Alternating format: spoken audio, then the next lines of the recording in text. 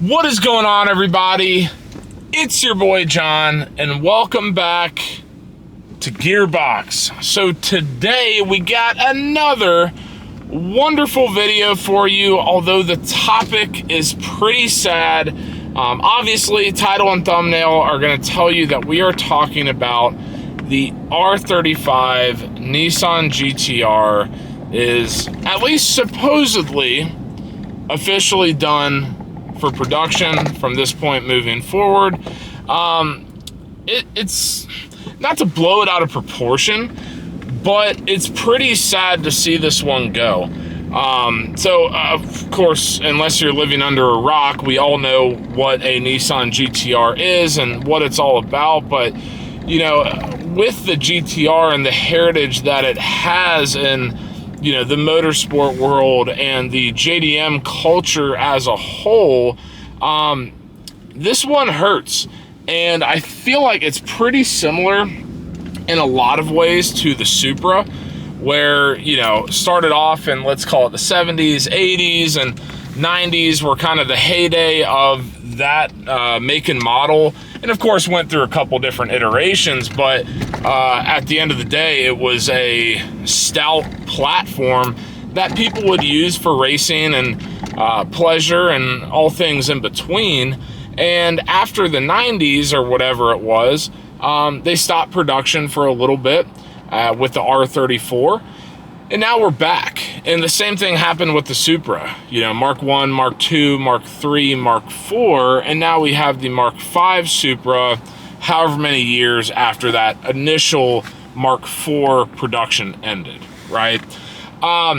Really what it comes down to, in my opinion, is something that's not exactly brand new news to any of us, and that is that all of these car manufacturers are going away from the internal combustion engine. Now, the GTR hits really hard for me just because of how amazing of a car it is. And, you know, I'm talking all GTRs, but specifically here, the R35.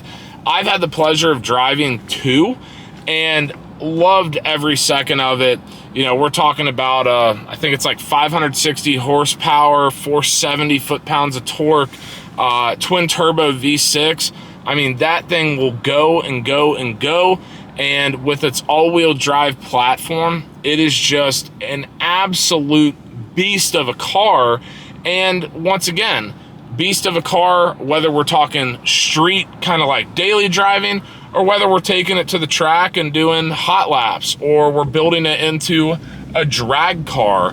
That all-wheel drive platform allows the driver to hook up and just go.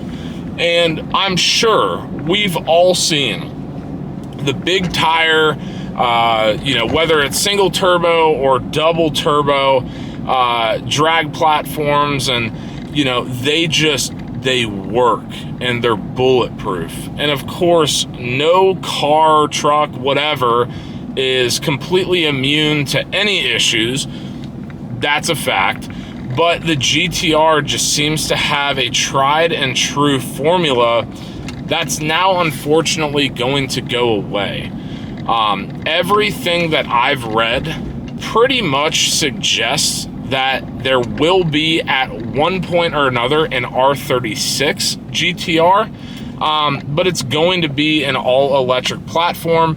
So we are losing 100% of the internal combustion engine, 100% of turbochargers, and all of the good, joy, amazing sounds that those bring, the exhaust note, the downshifts, all of that is now gone when we start talking about a fully electric car.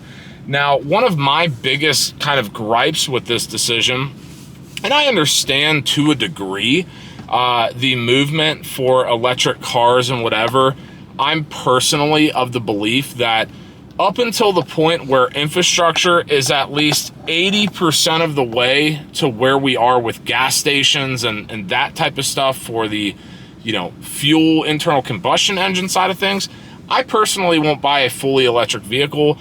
And I just love engines, right? I'm not going to go to a damn battery. But what I don't understand about this decision, and of course Nissan being a Japanese company, they've got different views on, you know, EPA or, you know, environmental stuff as a whole and whatever, but, you know, you see companies like Ferrari, Lamborghini, Porsche, you know, some of these top tier brands that really are at the top class of the automotive world, which then everything from there trickles down. You see a lot of them going to a smaller displacement engine, but adding in that electric vehicle hybrid stuff. Why would Nissan not opt to do that instead of just completely killing the platform as a whole? I think we would all agree, you know, when it comes to the trilogy of JDM cars, you have the Supra, you have the GTR, and you have the RX-7. But when it comes to, you know, the most head-turning, the most sought after, and when you go to buy one, if you're looking at an FD RX-7, Mark IV Supra, and R34 GTR, those are the pinnacle of JDM culture. And to be able to continue the GTR heritage with the R35 and potentially the R36 and whatever, why would you not do that? You have a cult following, go ahead and keep doing that. And I get that, you know, the market share as far as their, you know, Nissan's cars in particular, the GTR is not going to be a widely sought after car for your normal everyday people, right? I think we can all agree with that.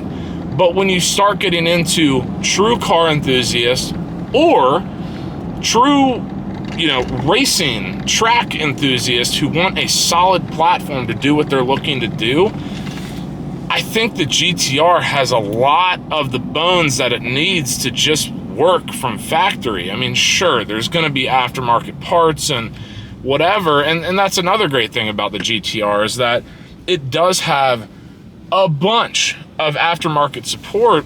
And so now not only is Nissan losing out on this revenue and in the market share in the $100,000 to $200,000, you know, range of a supercar basically, but these other aftermarket companies that historically have been synonymous with GTR aftermarket parts, you know, they're losing out on it as well.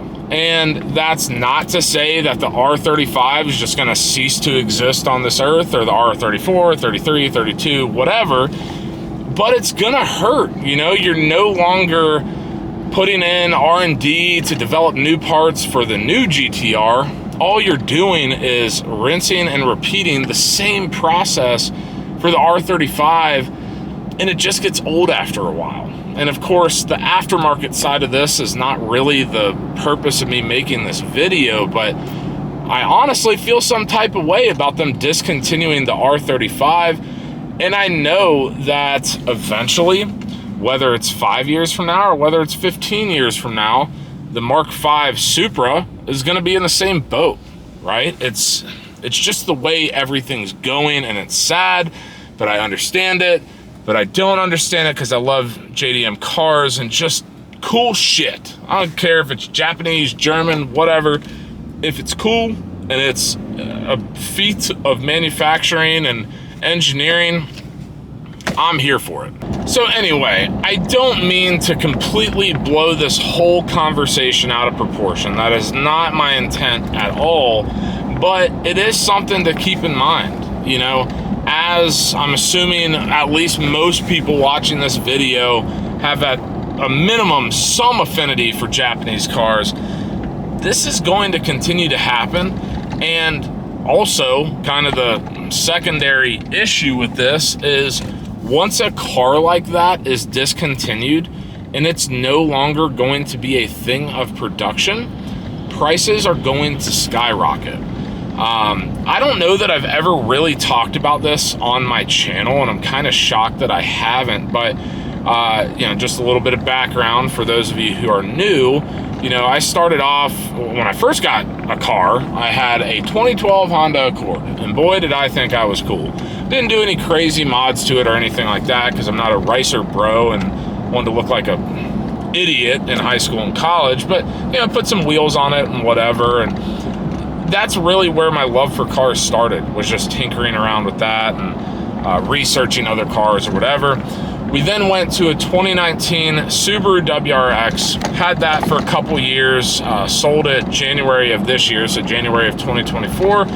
And now we've got the 2022 Toyota Supra, and I've loved it. I've loved my progression and my growth as far as knowledge of cars and understanding mechanically of what's going on, and really at this point being able to compare and contrast different vehicles just with my experience. But the whole reason of me saying that is, at some point or another, whenever that is, right, I want to own an R35 GTR. A lot of people, and I'm sure at least like 90% of you can agree with this, had a poster or had a picture of some sort of some type of car. And I will never forget the Nissan dealership in my hometown, let's just in broad sweeps call it Cincinnati, Ohio.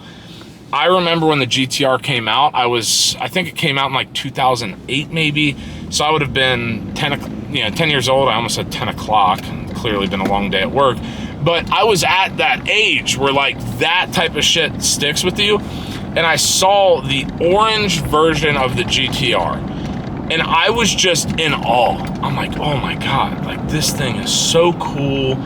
It's just awesome. And then you start playing games like Midnight, Need for Speed or Midnight Club or Gran Turismo or whatever, Forza, and the GTR is always there, and I've just always been obsessed with it.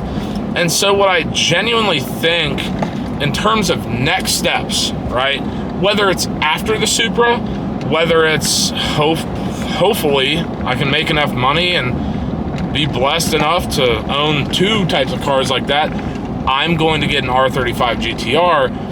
The problem now is the damn prices are going up.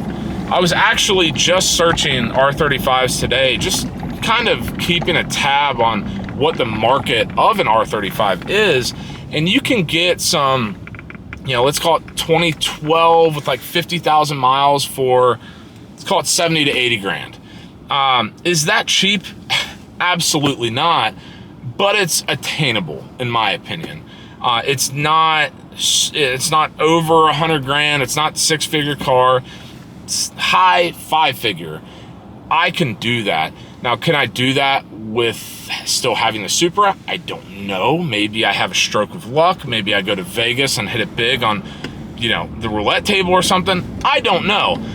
But I would love to own an R35. And so that, I believe, is subconsciously what's making me make this video, is that it's just a car that I have adored for so many years now, and it's coming to an end. And whether that's a good thing, whether that's a bad thing, I don't know. I guess time will tell.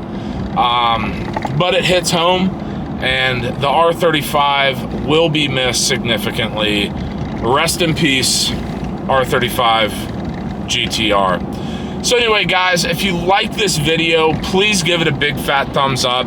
If you have any comments, questions, whatever, let's have a conversation in the comment section down below. As always, guys, hit subscribe, hit the notification bell. You know the drill. And until next time, peace.